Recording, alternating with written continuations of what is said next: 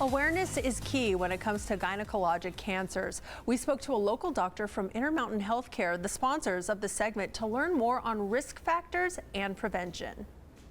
Hi, I'm Dr. Nika Vizcarra.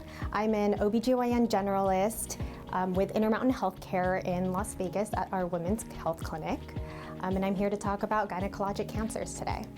So when we talk about gynecologic cancers, we're mainly talking about uterine cancer, especially endometrial cancer, ovarian, and cervical cancer. Endometrial cancer is the most common gynecologic cancer in the US, with an estimated 65,000 new diagnoses per year and about 12,000 deaths from this cancer per year.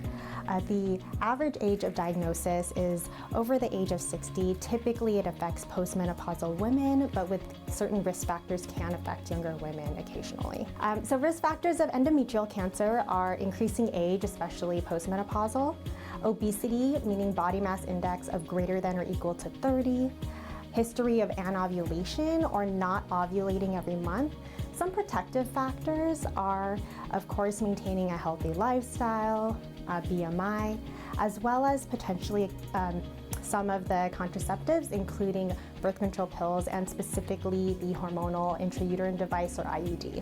Some symptoms of endometrial cancer are specifically postmenopausal bleeding, because any type of bleeding after menopause is abnormal, so definitely let your doctor know about those symptoms, as well as some other non-specific symptoms like pelvic pain, pain with intercourse, or abdominal bloating or swelling.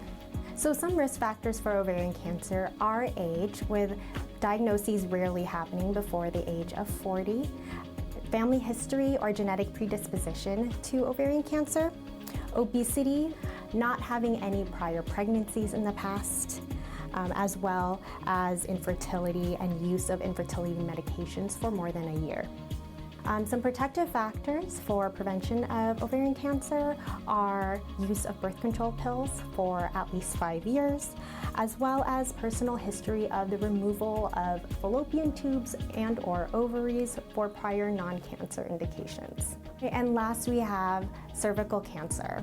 So cervical cancer used to be one of the most common gynecologic cancers worldwide. However, with the start of screenings such as the pap smear as well as HPV or human papillomavirus vaccination, that number has decreased. In the United States, there's about 14,000 new diagnoses occurring each year, with the majority being in women between the ages of 35 and 44, and about 4,000 deaths from cervical cancer each year. So some risk factors for cervical cancer, the main one really is human papillomavirus infection, which occurs with skin-to-skin contact, including sexual contact.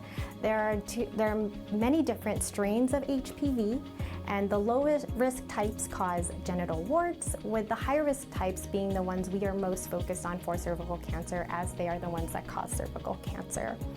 Other risk factors include not getting your pap screenings or HPV screenings regularly or as directed, and also smoking.